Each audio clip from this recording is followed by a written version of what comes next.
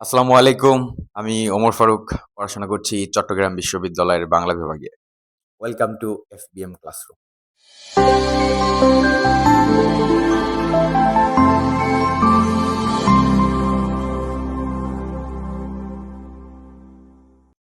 আজকে আমরা সমাসের ২য় ক্লাসটি করব। সমাসের ১ম ক্লাসে আমি তোমাদেরকে দ্বিগু সমাস এবং কর্মধারয় সমাস এই ২ টি সমাস প্রায় ৪০ মিনিট পড়িয়েছি, ৪০-৪২ মিনিট পড়িয়েছি। আজকের ক্লাসে তৎপুরুষ এবং বহুব্রীহি সমাস এবং এটা হচ্ছে এসএসসির জন্য, নট এইচএসসি অ্যাডমিশনের জন্য। জাস্ট এসএসসি শিক্ষার্থীর জন্য আজকে আমরা তৎপুরুষ সমাস এবং বহুব্রীহি সমাসটা শিখব। তাহলে তোমাদের ভাইয়া সমাসটা এসএসসি লেভেলের জন্য কোশ্চেন কমন পাওয়ার জন্য 100% ক্লিয়ার হয়ে যাবে। কথা কি বুঝে আসছে? ওকে। বেশি কথা বলব না। তো আজকে আমাদের ১ম যে টপিকটা সেটা হলো তৎপুরুষ সমাস। তৎপুরুষ। আচ্ছা। তৎপুরুষের ক্ষেত্রে তুমি যদি মানে ডিপ লেভেলে পড়াশোনা করতে যাও সমাস নিয়ে বা তৎপুরুষ সমাস নিয়ে, যেটা তুমি এই ইন্টারমিডিয়েটে করবা, অ্যাডমিশনে করবা। বাট এসএসসির জন্য খুবই অল্প পড়াশোনা করতে হবে কোশ্চেন কমন পাওয়ার জন্য। মাত্র শুধু বাংলা সেকেন্ড পেপার পড়লেই হবে না। সব সাবজেক্ট পড়তে হবে সেদিক থেকে। ওকে। তো তোমাদের আমি অত বড় অত কিছু পড়াবো না। তোমাদের আমি জাস্ট পড়াবো যাতে এমসিকিউ কমন পাও এসএসসি। কথা বুঝা যাচ্ছে? ওকে। তো তৎপুরুষ সমাসটা কিভাবে বলো? তৎপুরুষ সমাসটা হলো সমসমান পদের বিভক্তি ও সন্নিহিত যে অনুসর্গ, বিভক্তি চেনো না? এ, অ, তে, দ্বারা, জন্য, নিমিত্ত, হতে, থেকে, চেয়ে এগুলা কি? বিভক্তি। এগুলা কি? বিভক্তি। এবং সন্নিহিত অনুসর্গ। অনুসর্গ মানে হচ্ছে প্রিপোজিশন। তুমি তো প্রিপোজিশন চেনো। অনুসর্গ না চিনলেও তুমি প্রিপোজিশন চেনো। ওকে? তো কি বলা হয়েছে? সমসমান পদের সমসমান পদ কোনটা? ব্যাস বাক্যের মধ্যে যে প্রত্যেকটা আলাদা পদ আছে, ওইগুলোকে বলা হয় সমসমান পদ। ওই সমসমান পদের বিভক্তি এবং সন্নিহিত অনুসর্গ লোপ পেয়ে যে সমাস হয় তাকে বলা হয় কি ভাইয়া? তৎপুরুষ সমাস। বুঝা আসছে কথাটা? ওকে। তাহলে তৎপুরুষ সমাসের মূল মন্ত্রটাই হচ্ছে তৎপুরুষ সমাসের মূল মন্ত্রটাই হচ্ছে পরপদ পরপদ প্রধান। পরপদ প্রধান এবং বিভক্তি বিভক্তি এবং বিভক্তি বা ধরো অনুসর্গ অনুসর্গ লোপ। ঠিক আছে? কথা হলো ২টা। এখন ভাইয়া আমাদের এখন প্রথমা, দ্বিতীয় তৎপুরুষ, তৃতীয় তৎপুরুষ, চতুর্থী তৎপুরুষ অনেক পড়াশোনা আছে। আমি ওগুলো পড়াবো না ভাইয়া এসএসসির জন্য। ঠিক আছে? তোমাদের ১ম এই পড়ায় দিব কি? বিভক্তি লোপ পেয়ে যে তৎপুরুষগুলা হয়। আমি একটা এক্সাম্পল দেই তোমাদের। সেটা হলো দুঃখকে প্রাপ্ত, দুঃখকে প্রাপ্ত। তুমি এখানে খেয়াল করো। কে, ক প্লাস এ। এই এটা একটা বিভক্তি। এই এটা কি একটা বিভক্তি? তো এটা যদি বিভক্তি হয়, আমি কি বলছি তোমাদেরকে? বিভক্তি লোপ পেয়ে যে সমাস হবে সেটা তৎপুরুষ সমাস। তাহলে আমি দুঃখ কে প্রাপ্ত, এখান থেকে বিভক্তি লোপ পেয়ে আমি যে সমাস পাচ্ছি সেটা হচ্ছে দুঃখ প্রাপ্ত। দুঃখ এখানে এটা এভাবে হবে। ঠিক আছে? প্রাপ্ত, দুঃখ প্রাপ্ত। বুঝে আসছে? এবং আমি যদি অনুসর্গ কিভাবে লোপ পাবে? আচ্ছা, ঘি দিয়ে মাখা। আমি যদি বলি ঘি দিয়ে মাখা, ঘি দিয়ে মাখা তাহলে কি হবে? ঘি মাখা, ঘি মাখা। এই যে দিয়েটা গেছে, এই দিয়েটা গেছে, এটা হচ্ছে প্রিপোজিশন। এটাকে তুমি বলতে পারো অনুসর্গ। এটাকে তুমি বলতে পারো কি? অনুসর্গ। আমি কেন ইংলিশটা বললাম? কারণ তোমরা এটা ভালো করতে পারবা। ঠিক আছে? ওকে। আমি আমি তাহলে কি করব? তোমাদেরকে পরীক্ষায় যেখান থেকে কোশ্চেন আসবে আমি সেগুলো কয়েকটা এক্সাম্পল লিখে দিব। আগে বিভক্তি এবং তারপর অনুসর্গের। ঠিক আছে? বিভক্তি লোপে যে বিভক্তি লোপ পেয়ে উদাহরণগুলা। বিভক্তি লোপ পেয়ে যে উদাহরণগুলো আছে আমি এগুলো দেখে বলে দেবো তোমাকে। ঠিক আছে? ১ম এ আছে দুঃখকে প্রাপ্ত। দুঃখকে প্রাপ্ত, দুঃখপ্রাপ্ত। আচ্ছা, দ্বিতীয়টা হলো ছেলেকে ভোলানো, ছেলেকে ভোলানো।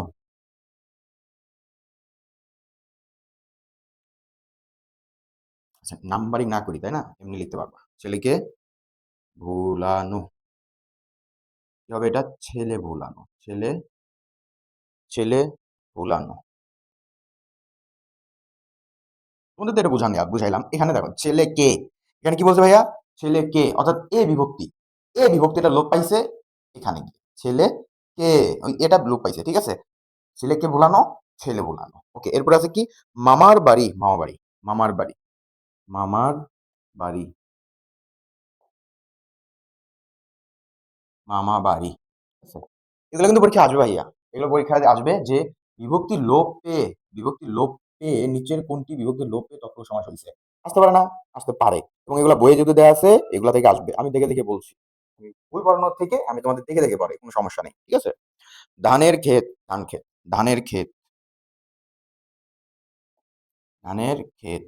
কি হবে ভাইয়া? ধান ক্ষেত। ঠিক আছে? এরপরে দেখো পথের রাজা, রাজপথ। পথের রাজা, রাজপথ। পথের রাজা, পথের রাজা। এটা পরীক্ষা আসতে পারে, বুঝছো? ইম্পর্টেন্ট এটা। রাজপথ, এটা পরীক্ষা আসতে পারে। পথের রাজা কি? রাজপথ। আসতে পারে গোলায় ভরা, গোলা ভরা, গোলায় ভরা, গোলায় ভরা, গোলায়, গোলায় ভরা। কি হবে ভাইয়া? গোলা ভরা, গোলা ভরা, গোলায় ভরা। এই যে অবিভক্তিটা লোপ পাইছে, ঠিক আছে? অয় অন্তস্থ বিভক্তিটা। এবার গাছে পাকা, গাছ পাকা, গাছে পাকা, গাছ পাকা, গাছে পাকা, গাছ পাকা। ওকে, গাছে পাকা, গাছ পাকা।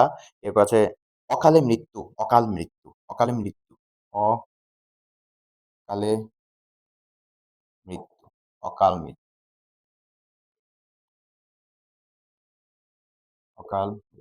ঠিক আছে? এবং আরো কিছু আছে, দেখি দাঁড়াও। এগুলাই, এগুলাই, এগুলো মূলত আমি তোমাদেরকে বলতে পারি যে এটা আসতে পারে পরীক্ষায়। এটা পরীক্ষা আসতে পারে, এটা পরীক্ষা আসতে পারে, এবং এটা পরীক্ষা আসতে পারে। ঠিক আছে? সবগুলো পড়বা, অল্প একটা তো, সবগুলো জাস্ট পড়ে গেলে তো মনে থাকবে। এবং পরীক্ষাটা বিভিন্ন ভাবে আসতে পারে, তাই চেষ্টা করবা তৎপুরুষ শুধু শুধু শুধু বললে হবে না যে এটা তৎপুরুষ সমাস। ঠিক আছে?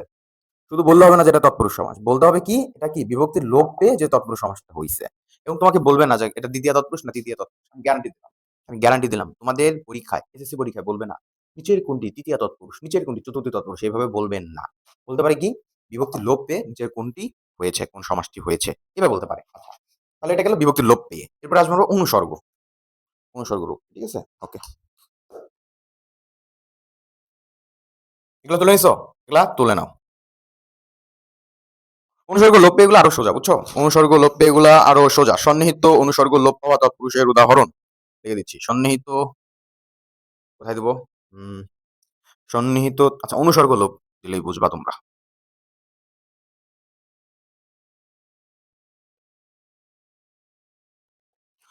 অনুসর্গ লোপ পেয়ে হচ্ছে মধু দিয়ে মাখা, মধু দিয়ে মাখা, মধু, দূর, মধু দিয়ে মাখা। কি হইছে? মধু মাখা, মধু মাখা। ঠিক আছে? এই যে দিয়ে, এই প্রিপজিশন বা অনুসর্গটা লোপ পাইছে। ঠিক আছে? এরপরে চিনি দিয়ে পাতা, চিনি দিয়ে পাতা, চিনি পাতা, চিনি দিয়ে পাতা, চিনি দিয়ে পাতা। চিনি দিয়ে পাতা কি হবে ভাইয়া? চিনি পাতা। চিনি দিয়ে পাতা হচ্ছে চিনি পাতা। ওকে। এরপর আছে ভাইয়া রান্নার জন্য ঘর, রান্নার জন্য ঘর, রান্নার জন্য ঘর। তাহলে কি হবে ভাইয়া? এটা রান্নাঘর। রান্নার জন্য ঘর মানে কি? রান্না ঘর। ঠিক আছে? তারপরে হচ্ছে বিয়ের জন্য পাগলা, বিয়ের জন্য পাগলা, বিয়ের জন্য পাগলা, বিয়ের জন্য পাগলা, বিয়ে পাগলা, বিয়ে পাগলা। বিয়ের জন্য পাগলা মানে কি? বিয়ে পাগলা। গ্রাম থেকে ছাড়া, গ্রাম ছাড়া, গ্রাম থেকে ছাড়া। আমি কিন্তু দেখে দেখে লিখতেছি, ঠিক আছে? মুখস্থ করি নাই। গ্রাম থেকে ছাড়া, গ্রাম থেকে ছাড়া, গ্রাম ছাড়া, গ্রাম ছাড়া। ওকে, এটা গ্রাম ছাড়া, হ্যাঁ? বড়িও জ না, গ্রাম ছাড়া। এরপর একটা আছে কি আগা থেকে গোড়া, আগা গোড়া, আগা থেকে গোড়া, আগা থেকে গোড়া, আগা গোড়া। ওকে, বানান ঠিক আছে, সব ঠিক আছে। তাহলে আমি তোমাদের বলতে পারি অনুসর্গ লোপ পেয়ে যে এই সমাজগুলো হইছে এগুলোকে বলা হবে কি অনুসর্গ লোপ পেয়ে তৎপুরুষ সমাস। ঠিক আছে? আচ্ছা, আমি আর বলতেছি জটিল এখান থেকে কোশ্চেন আসবে না। এই যে দিয়ে লোপ পাইছে, জন্য লোপ পাইছে, জন্য থেকে এগুলা লোপ পাইছে, এগুলা কি অনুসর্গ। এইগুলো লোপ পেয়ে যে সমাজগুলো হইছে পরপদ, এবং এটা ছিল পরপদ প্রধান, তাহলে সেটা কোন সমাস হবে? তৎপুরুষ সমাস। কথা ক্লিয়ার? এখান থেকে পরীক্ষা আসতে পারে এটা, এটা পরীক্ষা আসতে পারে। হ্যাঁ, তারপরে এটা পরীক্ষা আসতে পারে। আমি বলতেছি না ডিরেক্ট আসবে, আসতে পারে। আছেই তো ভাই কয়েকটা, জাস্ট পড়ে যাবা, ইনশাল্লাহ কমন পেয়ে যাবা। ঠিক আছে? তো আরেকটা তৎপুরুষ সমাস শেষ করার আগে আরেকটা ইন্টারেস্টিং টপিক আছে, সেটা হলো অলোক তৎপুরুষ সমাস। সেটা হলো অলোক তৎপুরুষ সমাস।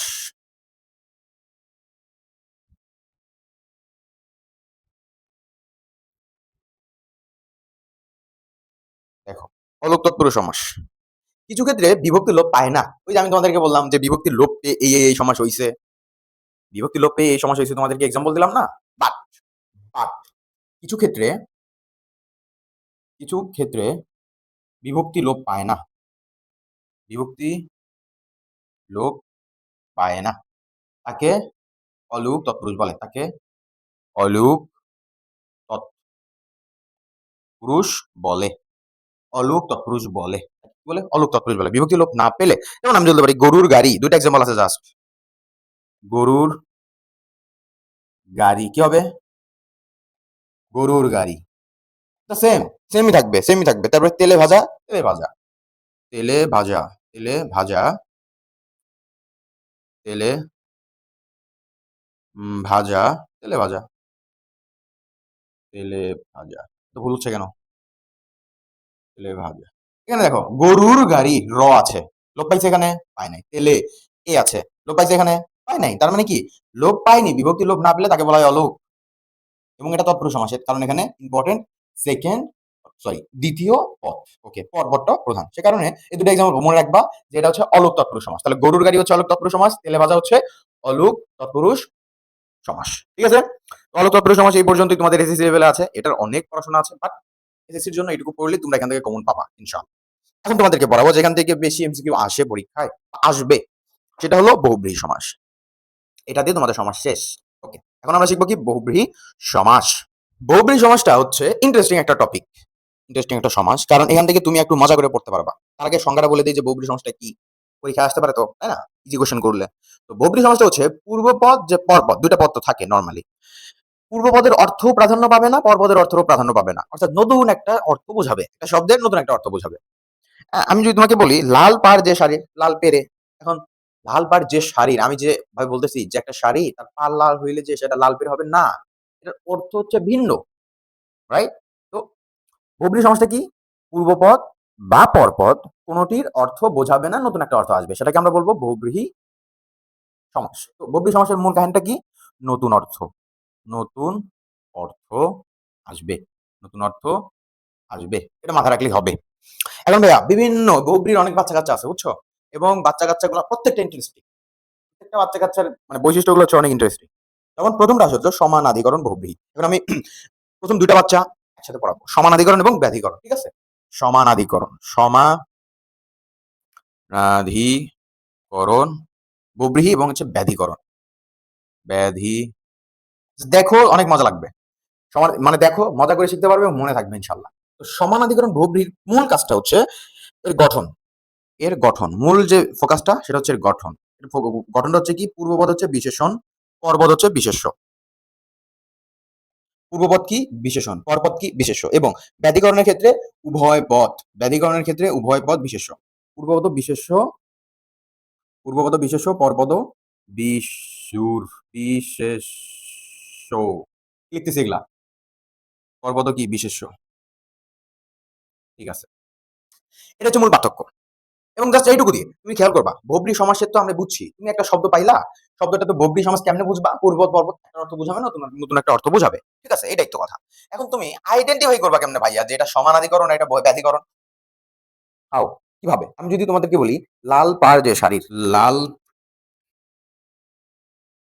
পাড় যে শাড়ির, লাল পাড় যে শাড়ি কি হবে? লাল পেরে, লাল পেরে। ঠিক আছে, ঠিক আছে ভাইয়া। লাল পাড় যে শাড়ির, লাল পেরে। এখানে তুমি খেয়াল করো, লাল, লাল, রেড, এটা কি? এটা হচ্ছে অ্যাডজেক্টিভ। লাল এটা কি? বিশেষণ। এটা কি? বিশেষণ। লাল কি একটা গুণ না? একটা কালারের নাম না? বিশেষণ। তোমাদেরকে আমি যে পর্বধারা সমাস পড়িয়েছি, সেখানে কালো, মেষ কালো, এটা সেটা পড়াইলাম না ওখানে? এবং পেরে একটা পার, নরমাল একটা জিনিস, এটা বিশেষ্য। এটা কি? বিশেষ্য। তাহলে ভাইয়া দেখো গঠনটা দেখো। বিশেষণ প্লাস বিশেষ্য, বিশেষণ প্লাস বিশেষ্য। মিলে গেছে? যদি যদি পূর্বপদটা তো তুমি নরমালি চিনবা না, দুইটাই তো বহুব্রীহি সমাস, তাহলে আলাদা কেমনে করবা? আলাদা করবা এইভাবে যে যে শব্দটার মধ্যে, যে সমাসের মধ্যে পূর্বপদটা দেখবা যে বিশেষণ এবং পরপদ দেখবা বিশেষ্য, তাহলে সেটাকে তুমি বলবা সমানাধিকরণ। কথা শেষ। কি বলবা? সমানাধিকরণ। তাহলে ব্যাধিকরণের একটা এক্সাম্পল দিই ভাই, দেখো। গোফে খেজুর যার, গোফে খেজুর যার, গোফ খেজুরে।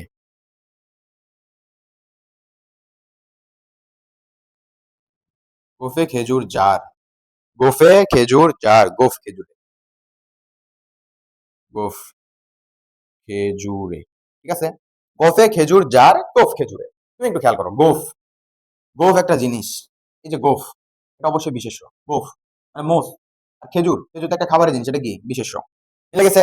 এখন দেখো দুইটাই কিন্তু সেম দেখা যায়, লাল পেরে যে শাড়ির, গোফে খেজুর জার। আর তুমি কিভাবে আলাদা করতেছো যে একটা সমানাধিকরণ আর একটা ব্যাধিকরণ বব্রীহি? হাও? সমানাধিকরণ বব্রী হতে গেলে পূর্ববৎ বিশেষণ হইতে হবে, ব্যাধিকরণ হইতে গেলে পূর্ববৎ বিশেষ হইতে হবে। কথা শেষ। ইজি না? ইজি না? জাস্ট এটুকু মনে রাখবা, দুইটা সমাজকে তুমি আলাদা করতে পারবা। যদি এর বাইরে থেকেও কোশ্চেন দেয় তাও পারবা। সমানাধিকরণ এবং ব্যাধিকরণ, ঠিক আছে?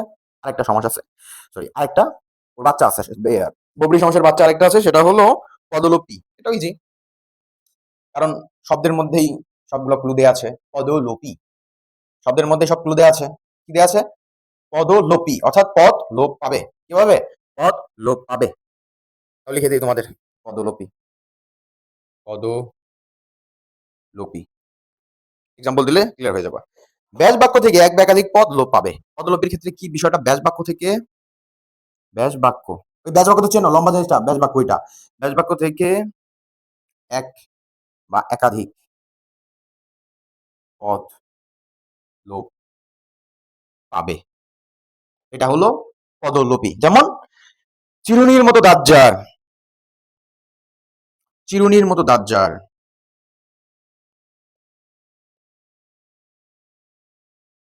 চিরুনির মতো দাঁত যার, তাকে বলা হয় কি? চিরুন দাঁতি, চিরুন দাঁতি, তাকে বলা হয় চিরুন দাঁতি। চিরুনির মতো দাঁত যার, তাকে বলা কি? চিরুন দাঁতি, চিরুন দাঁত। এক বা একাধিক পদ কি পাইছে? লোপ পাইছে। যদি এটা হয় বগলি সমাস, তাহলে তুমি দেখবা যদি এক বা একাধিক পদ লোপ পায় ব্যাস বাক্য থেকে, তাহলে সেটা হবে পদলোপী, পদলোপী বহুব্রীহি সমাস। যেমন আমি আরেকটা এক্সাম্পল দিতে পারি, সেটা হলো এটা এটা হাতে খড়ি দেয়া, হাতে খড়ি দেয়া হয় যে অনুষ্ঠানে, যে অনুষ্ঠানে, হাতে খড়ি দেয়া হয় যে অনুষ্ঠানে, মানে কি? হাতে খড়ি, হাতে খড়ি, হাতে খড়ি দেওয়া, অর্থাৎ তুমি দেখো হাতে খড়ি হয় যে অনুষ্ঠানে, মানে যে হাত খড়ি বোঝায় এমন না। এটার অর্থ, এটার অর্থ কিন্তু আলাদা। অর্থ, নতুন একটা অর্থ আসা মানে তো বহুব্রী সমাস। এবং আমি বুঝবো কি এটা কি বহুব্রী। দেখো হাতে খড়ি দেয়া হয় যে অনুষ্ঠানে, এখান থেকে কতগুলো পদ, এক বা একাধিক পদ কি পাইছে? লোপ পাইছে। লোপ পেয়ে কি হইছে? হাতে খড়ি হইছে। তার মানে তুমি বুঝবে এটা কি? পদলোপী বহুব্রীহি সমাস। ওকে, এরপরে দেখো আর দুই তিনটা আছে। বহুব্রীহি সমাসটার অনেকগুলো বাচ্চা কাচ্চা, বাট এগুলার এক একটা বৈশিষ্ট্য অনেক মজার। ব্যাধিকরণ, সমানাধিকরণ এটা দেখলা, তারপরে পদলোপীটা দেখলা। হ্যাঁ, এরপরে দেখে তুমি যদি বলি ব্যতিহার, ব্যতিহার তো আরো মজা। ব্যতিহার বহুব্রীহি তো আরো মজা। এবং এখান থেকে এবার বোর্ড থেকে কোশ্চেন আসছিল, ঠিক আছে? ব্যতিহার, আমি তোমাদের যখন অফলাইনে ক্লাস নিছিলাম বলে দিছিলাম যে এবার ব্যতিহার, ব্যতিহার থেকে কোশ্চেন আসবে, এবং ব্যতিহার থেকে কোশ্চেন আসছে। ব্যতিহারের ক্ষেত্রে কি? পারস্পরিক ক্রিয়ায়, এগুলো লিখে দিচ্ছি কারণ এখান থেকে এমসিকিউ আসতে পারে। পারস্পরিক ক্রিয়ায় যে, পারস্পরিক ক্রিয়ায় কোনো অবস্থা তৈরি হবে, পারস্পরিক ক্রিয়ায় কোনো অবস্থা তৈরি হবে। পারস্পরিক ক্রিয়ায়, পারস্পরিক ক্রিয়ায় মানে মারামারি কইরা, বুঝছো? যেমন আমি বললাম কি, আমি তোমাদের সবসময় বলি যে তুমি ব্যতিহার বললেই, ব্যতিহার বললেই বুঝলাম মারামারি, লাঠালাঠি, গালাগালি, ঠেলাঠেলি, ঘুষাঘুষি, চুলাচুলি, কানাকানি, এগুলা ব্যতিহার, ব্যতিহার, ব্যতিহার, এবার মনে রাখবা। এখন লাঠিতে লাঠিতে যে যুদ্ধ, লাঠিতে লাঠিতে যে, মানে লাঠিতে লাঠিতে যে যুদ্ধ, ব্রাহ্মণবাড়িয়া যেটা হয়, বুঝছো? যুদ্ধ কি হবে? লাঠিতে লাঠিতে যে যুদ্ধ কি হবে? লাঠা লাঠি, লাঠা লাঠি, লাঠা লাঠি। লাঠিতে লাঠিতে যে যুদ্ধ সেটাকে বলে লাঠা লাঠি। তারপরে হাতে হাতে যে যুদ্ধ, আমি এক্সাম্পল গুলো দেখে দেখে বলতেছি, এখান থেকে কমন করবে সেজন্য। হাতে হাতে যে যুদ্ধ, হাতাহাতি, হাতে, মনে রাখবা আমি যেগুলো যে এক্সাম্পল গুলো লিখে দিচ্ছি এখান থেকে কিন্তু পরীক্ষা কমন করবে 100%। হাতে হাতে যে লড়াই, তাই না? হাতে হাতে যে যুদ্ধ, হাতে হাতে যে যুদ্ধ, হাতাহাতি, হাতাহাতি। ঠিক আছে। কানে কানে যে কথা, কানাকানি, কানে কানে যে কথা, কানে কানে যে কথা, কানাকানি, কানাকানি। তুমি মনে করো ব্যতিহার মানে লাঠালাঠি, হাতাহাতি, কানাকানি। যখনই একটা বুঝবা লাঠালাঠি বা হাতাহাতি বা কানাকানি, যেকোনো একটা এক্সাম্পল দিয়ে তুমি ব্যতিহারকে মনে রাখবা। তাহলে তুমি বুঝতে পারবো, ও আচ্ছা, আচ্ছা ব্যতিহার মানে তাহলে ওইটা। যেটা হচ্ছে হাতে, হাতে যে লড়াই এটা সেটা, হ্যাঁ? কানে, কানে যে কথা, চুলে, চুলে যে লড়াই, চুলাচুলি এটা তোমার মাথায় আসবে হুট করে। যখন একটা মনে রাখবা ব্যতিহার দিয়ে, তখন তোমার এটা মনে আসবে। ঠিক আছে? এরপরে আছে হচ্ছে অলুক বহুব্রীহি। অলুক বহুব্রীহিটা তোমাদের বোঝার কথা। কর্মধারয় বলো, তৎপুরুষ বলো, সব জায়গায় আমি অলুকটা বইয়েছি। অলুক মানে কি? বিভক্তি লোপ পাবে না। তো আমি দেখাই দিচ্ছি। অলুকের ক্ষেত্রে বিভক্তি লোপ পাবে না। অলুক বহুব্রীহি, অলুক বহুব্রীহি, অলুক বহুব্রীহি, অলুক বহুব্রীহি। অলুক বহুব্রীহির ক্ষেত্রে অর্থাৎ সমস্যমান পদের পূর্বপদের বিভক্তি থাকবে। যেমন গায়ে এসে পড়ে যে, গায়ে আমি আমি তোমাদের জাস্ট এক্সাম্পল দিচ্ছি যাতে পরীক্ষায় কমন পাও এক্সাম্পল ২ টা। ঠিক আছে? ২ টা এক্সাম্পল আছে বইয়ে, আমি ২ টা এক্সাম্পল তুলে দিচ্ছি। আর অলুক মানে তো বোঝো বিভক্তি লোপ পাবে না। সেটাই, সেটাই। তো গায়ে এসে পড়ে যে, গায়ে পড়া, গায়ে এসে পড়ে যে, গায়ে এসে পড়ে যে, গায়ে পড়া, গায়ে পড়া, গায়ে, গায়ে, গায়ে, গা, এ বিভক্তি আছে? এখানে আছে? আছে। বিভক্তি লোপ পাইছে? পায় নাই। বিভক্তি লোপ না পেলে সেটা কি? অলুক। নতুন অর্থ আসছে। কি হবে? বহুব্রীহি। তাহলে টোটাল কি হলো? অলুক বহুব্রীহি সমাস। আরেকটা আছে। কানে খাটো যে, কানে খাটো,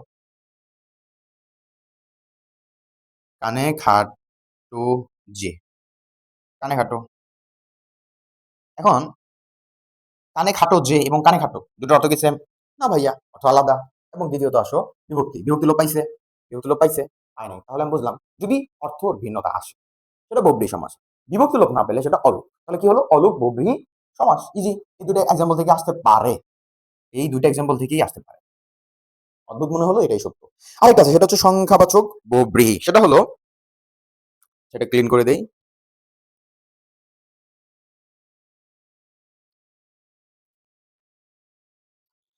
সংখ্যাবাচক বহুব্রীহি।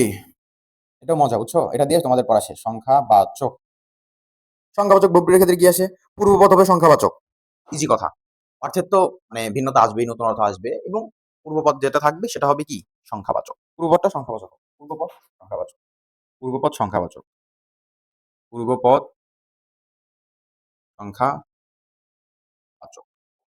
এটাই কথা। যেমন ৪ ভুজ যে ক্ষেত্রের চতুর্ভুজ। যেমন আমি যে বলি এই এক্সাম্পল গুলাই আসবে পরীক্ষায়। সেজন্য আমি দেখে দেখে একদম ভালো করে দিচ্ছি। ৪ ভুজ যে ক্ষেত্রের চতুর্ভুজ। ৪ ভুজ যে ক্ষেত্রের, ৪ ভুজ যে ক্ষেত্রের চতুর্ভুজ, চতুর্ভুজ। ঠিক আছে? এবং এরপরে আছে কি? সে তার যে যন্ত্রের, সে তার যে যন্ত্রের, যে যন্ত্রের, সে তার যে যন্ত্রের মানে কি? সে তার, সে তার যে যন্ত্রের মানে কি? সে তার। এটা কিন্তু বাদ্যযন্ত্র। অর্থাৎ তোমাকে আমি বলছি কি? সে তার যে যন্ত্রের এবং সেটা ২ টার মধ্যে অর্থের পার্থক্য আছে। অবশ্যই অর্থের পার্থক্য আছে। নতুন অর্থ আসছে, নতুন অর্থ আসলে সেটা বহুব্রীহি সমাস হবে। এখন সংখ্যাবাচক কেন বলবো আমি? কারণ ছিল সে। সে তার, সে তার। সে মানে কি জানো? এখানে বোঝাইছে ৩। অর্থাৎ ওই যে সেতার যে একটা বাদ্যযন্ত্র আছে সেখানে যে ৩ তার থাকে ওটার কথা বলছি। যে ৩ তার যে যন্ত্রের সেটা হচ্ছে সেতার। তো সংখ্যাবাচক আসছে তার মানে কি হবে? সংখ্যাবাচক বহুব্রীহি সমাস। এটা পরীক্ষায় আসতে পারে। ক্লিয়ার? ওকে। তো এসএসসি লেভেলের, আই রিপিট এসএসসি লেভেলের সমাসের 100% প্রিপারেশন হয়ে গেছে। তুমি জাস্ট আমার এই ২ টা ক্লাস করবা সমাসের। ১ম ক্লাসটা এবং দ্বিতীয় ক্লাসটা। যারা এসএসসি ২৭ এবং ২৮ ব্যাচের আছো তাদেরকে বলতেছি। জাস্ট এই ২ টা ক্লাস করবা সমাসের। এরপরে তুমি এমসিকিউ প্র্যাকটিস করো। কি করবা? এমসিকিউ প্র্যাকটিস করো। এরপরে তুমি এক্সাম দিবা। এমসিকিউ তুমি দুনিয়ার যেকোনো জায়গা থেকে প্র্যাকটিস করো। দুনিয়ার যেকোনো জায়গা থেকে এক্সাম দাও। কোন সমস্যা নাই। এরপরে তুমি যে রেজাল্টটা দেখবা, পরীক্ষা হলে গিয়ে দেখবা আমি ভাইয়া এই বোর্ডে যেগুলা লিখে, লিখে পড়িয়েছি সেখান থেকেই কমন থাকবে। সেখান থেকেই কমন থাকবে ইনশাআল্লাহ। তো এসএসসির যে সমাসের পড়াটা ছিল আমি এটা লিখে দেই। যেটা হচ্ছে এসএসসির জন্য। এসএসসি, এসএসসি সমাস। কারণ কি? এইচএসসি তে গেলে তোমাদেরকেই আবার আমি এর থেকে আরো কঠিন করে পড়াবো। তোমাদের থেকে আমি এর থেকে কঠিন করে পড়াবো। ঠিক আছে? তো সেজন্য অনেকে ভুল বুঝতে পারে যে ফারুক ভাইয়া কি পড়ালো। বাট মূলত তোমাদের কমন পাওয়ার জন্য আসলে এভাবে পড়িয়েছি। তৎপুরুষ সমাসের আমি 10% ও পড়াইনি। বাট তোমাদের এখান থেকেই কমন পড়বে। সে কারণে এভাবে পড়িয়েছি। ঠিক আছে? আজকে এই পর্যন্তই থাকলো। এসএসসি সমাজটা আশা করি ২ টা ক্লাস করবা। ইনশাআল্লাহ ক্লিয়ার হয়ে যাবে। দেখা হবে ইনশাআল্লাহ পরবর্তী কোনো ক্লাসে, পরবর্তী কোনো টপিকে। সে পর্যন্ত এফবিএম ক্লাসরুমের সাথেই থাকো। আসসালামু আলাইকুম।